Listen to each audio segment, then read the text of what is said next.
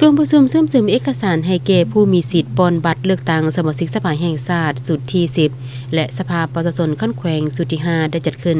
ในวันที่4กุมภาพันธ์2026ที่ห้องการบ้านห้วยโคนเมืองบริคันแขวงบริคำไซโดยเป็นเกียรติเข้าร่วมเป็นประธานของท่านงอนโลวันไซคณะประจำพรรคเมืองประธานคณะกฎกาพรรคเมือง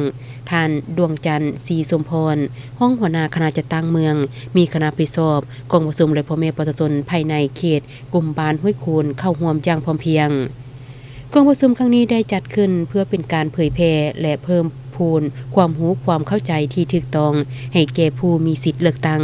ได้เน้นใส่การอธิบายในเอกสารคำถามคำตอบและคำแนะนำต่างๆที่เกี่ยวข้องกับหลักการความหมายและความสำคัญของการเลือกตั้งเพื่อให้การปอนบัตรเลือกตั้งดำเนินไปอย่างถูกต้องตามกฎหมายและมีประสิทธิผลพร้อมกันนั้นยังได้เน้นให้ผู้มีสิทธิ์เลือกตั้งทุกคนเข้าใจหน้าที่และสิทธิของตนในการเข้าร่วมปอนบัตรพร้อมทั้งเลือกเอาผู้ที่มีมาตรฐานเงื่อนไขครบถ้วนเพื่อเป็นตัวแทนของประชาชนในองค์การอำนาจรัฐการจัดตั้งประชุมเทื่อนี้แม่นส่วนหนึ่งที่สำคัญในการสร้างความพร้อมและรับประกันให้การเลือกตั้งสมาชิกสภาแห่งชาติสุดที่10และสภาประชาชนขั้นแขวงสุดที่5ประสบผลสำเร็จตามจุดประสงค์ที่วางไว้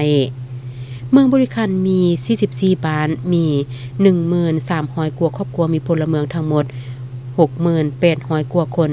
เป็นบ้านพัฒนา42บ้านครอบครัวพัฒนา 9,400 กว่าครอบครัวบ้านพ้นทุกข์100 ส้นห้อยครอบครัวพ้นทุกข์ 10,092 ครอบครัวและครอบครัวบ่พ้นทุกข์มี225ครอบครัวรวมเอา 2.18 ส้นห้อยทั่วเมืองมีผู้มีสิทธิ์ป้อนบัตรเลือกตั้งทั้งหมด 39,74 คนหญิง 15,000 กว่าคนมีผู้ลงสมัครหับเลือกตั้งเป็นสมาชิกสภาประชาชนขั้นแขวงประจำเมืองบริคัน7ท่านคือท่านสมใจแก้วสุวรรณกรรมการพรรคแขวงเลขาคณะบริหารงานพรรคเมืองบริคันท่านเสงสมัยพระไสวรวงศ์กรรมการพรรคเมืองเลขาคณะพรรคฮักทานหัวหน้าห้องการเกษตรกรรมและสิ่งแวดล้อมเมืองบริคันท่านลำไพพันประดิษฐ์ห้องเลขาหน่วยพรรคหัวหน้าแขนงแผนกการเงินแขวงท่านบุญธงไสยสารห้องเลขาหน่วยผักห้องหัวหน้าห้องการสภาประชาชนแขวงท่านเต็งทอ